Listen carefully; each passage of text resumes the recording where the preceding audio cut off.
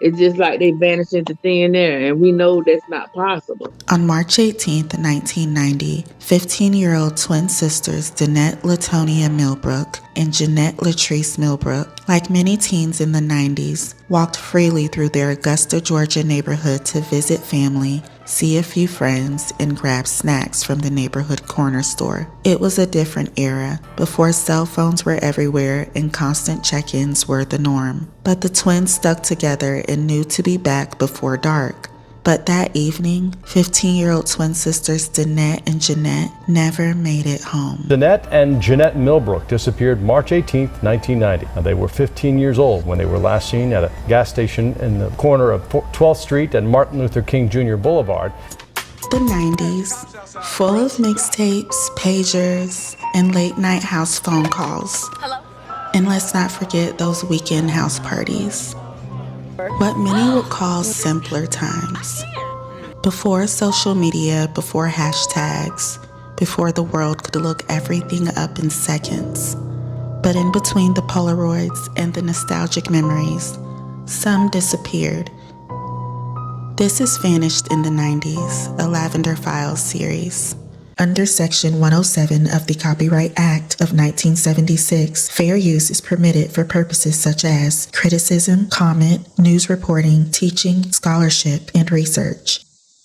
Jeannette and Dannette Millbrook were born on April 2, 1974. The twins lived in Augusta, Georgia with their mother, Mary Louise Sturgis, and their 8 siblings. Their father was not actively involved in their lives. Around the time of their disappearance, the family had recently moved in a new apartment in the Cooney Circle area. The neighborhood wasn't the safest, it had its share of crime, but Mary Louise did the best she could for all of her children. She kept her kids involved in church and made sure her home was as grounded and loving as possible. On Sunday, March 18, 1990, the family went to church as usual. This was the same church the girls had been attending before the move, and they remained close with the pastor and congregation. That day, the pastor handed Mary Louise some money to grab the kids' lunch after service. Just the kind of thing church family did for one another. Okay, so that morning we went to church. We was at church that day. The pastor of the church basically gave my mom some money for us to eat lunch that day. And after we left church, we came home. My mom sent them to church's chicken. When the family returned home from church, Mary Louise gave her twin daughters, Dannette and Jeannette, the money the pastor had given them and asked them to walk down to the nearby church's chicken to pick up food. They returned shortly after with lunch, but mentioned something that caught their mother's attention. Jeannette told my mom that when they left churches that they thought a white van was following them. Of course, my mom, she went to the door and she looked out, but we didn't see a white van.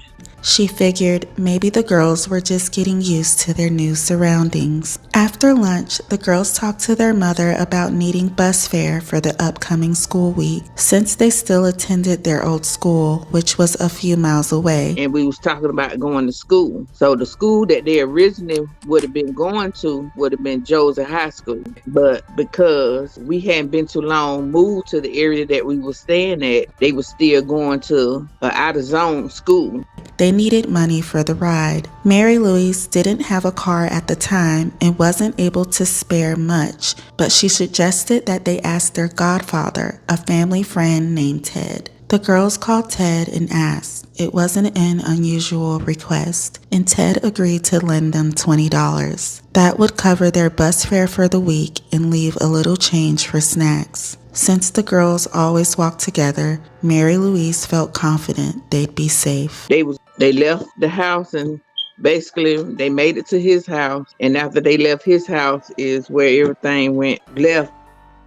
Around 3 p.m., Dannette and Jeannette left the apartment and walked to their godfather Ted's home. They visited for a bit, collected the money, and then left. Instead of them coming back home, where they went to two different family members' houses to ask them to walk home with them. One of them was my cousin Juanita. The other one was my older sister, AC Hander. On the way home, Dannette and Jeannette decided, since they still had extra change, that they would stop at a nearby pump and shop convenience store. The store clerk on duty, a woman named Gloria, knew the twins well. She was a family friend and remembered them stopping in that day to buy chips and sodas. She saw them come in, and then they were gone. And they made it to Juanita's house, so they left Juanita's house and went to my older sister's house. It had to be probably like almost 5 o'clock. I guess my mom started getting worried that they hadn't made it back home, so she started calling around to other people,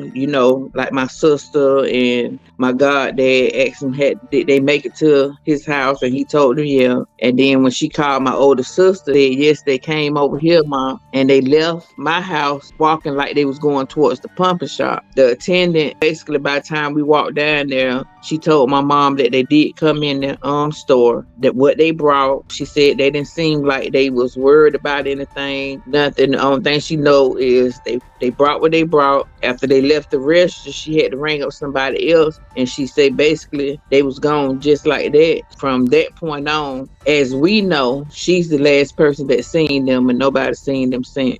Jeannette and Danette never made it back home. Their godfather, cousin, and sister could have ever known that would be the last time they'd ever see the twins. My goddad stayed on Forest Street.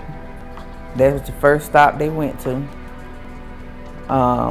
Second stop they went to after they left his house was on 12th Street. We used to live on 12th Street, so we knew pretty much all the people that stayed over there, That evening, when the girls didn't return, Mary Louise and their younger sister Shanta went out looking for them. They searched the area along the twins' usual walking route, but there was no sign of them.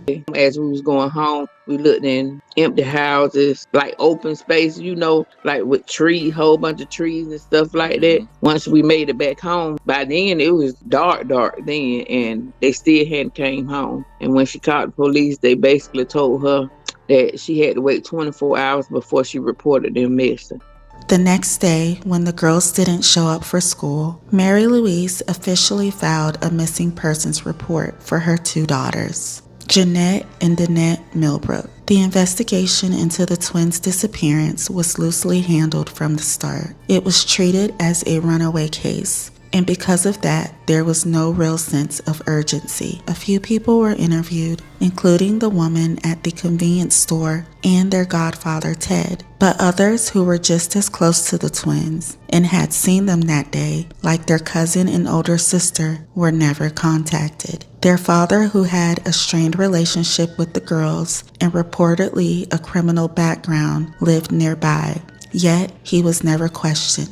Even the report about the man in the white van, something the girls mentioned earlier that day, was never looked into. The church, Sturgis says they came home saying a white van was following them. Shantae Sturgis tells us she only remembers one person that could have been, and he lived near them on 12th Street. A black guy driving a white van. I think they called him Raping Man Charles. No neighborhood canvas, no timeline reconstruction, just a quiet assumption that they had run away. As time passed, the family was told that there was nothing more law enforcement could do. By 1993, the twins would have been 17 years old, considered old enough to leave home by choice. And because of that, the case was quietly closed out under the assumption that they had run away and didn't want to be found.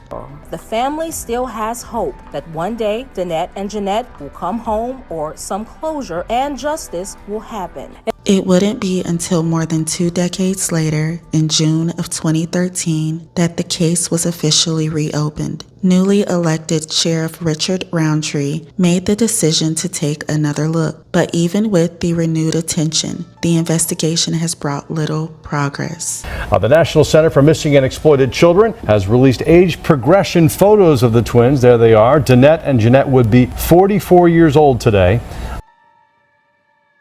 The disappearance of Jeannette and Dannette Millbrook remains unsolved. To this day, their mother carries a broken heart, and their sister Shanta continues to speak out and fight for answers, determined that her sisters will never be forgotten. It's 34 years and y'all ain't found nothing, something that could tell us, what happened to them. It's just like they vanished into thin air, and we know that's not possible. And this is why we're covering this story here on Lavender Files. If you have any information about this case, please contact the Richmond County Sheriff's Office at 706-821-1080.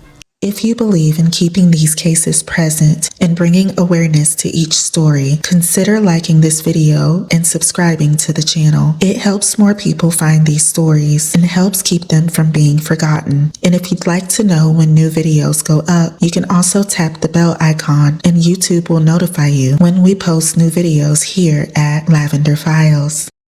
This case has been truly hard for me to let go of. The fact that not one but two teenage girls vanished and not a single trace left behind. That's not just strange, it's actually terrifying. What really sticks with me is that the girls had multiple stops that day. They even mentioned someone in a van following them. And later, they stopped by two homes asking if someone could walk with them. That doesn't sound like two girls planning to run away. That sounds like two girls who felt unsafe and who were just trying to protect themselves. I do not believe this was a runaway case, not even a little. Jeannette and Danette were only 15, still living under their mother's roof and still figuring out the world. They didn't have cell phones, they didn't have any plan to run off. The fact that they were scared enough to ask for help and notice stranger danger doesn't sound like two runaway teens. I just keep wondering, was the man in the van still out there waiting? Did someone offer them a ride that felt safe but wasn't? The family was new to that neighborhood. Maybe the girls crossed paths with someone who had bad intentions. Maybe someone who smiled in their face but already had made a sinister decision. And it makes me sick to think about the kind of person who could do something to two innocent young girls. There's a special place underground for the ones who think they could go around projecting their own selfish, evil desires onto innocent victims and families, who think they can erase two young girls and leave voids in the future. Because it's not just the victims whose lives get destroyed, it's everyone who loved them. The worst part, this case wasn't taken seriously, especially not back then. And I know for a fact, if this had happened today, with today's technology and media, there'd be some sort of clues, some type of video, cell pings, alerts, maybe even answers. But in the 90s, that urgency just wasn't there, and now their mother has to live without answers, without peace. I won't pretend to know exactly what happened to Dannette and Jeannette, but I do believe without a doubt, someone out there does. This is the case of 15-year-old twins Dannette and Jeannette Millbrook, a part of Lavender Files, Vanished in the 90s series. Thank you for listening.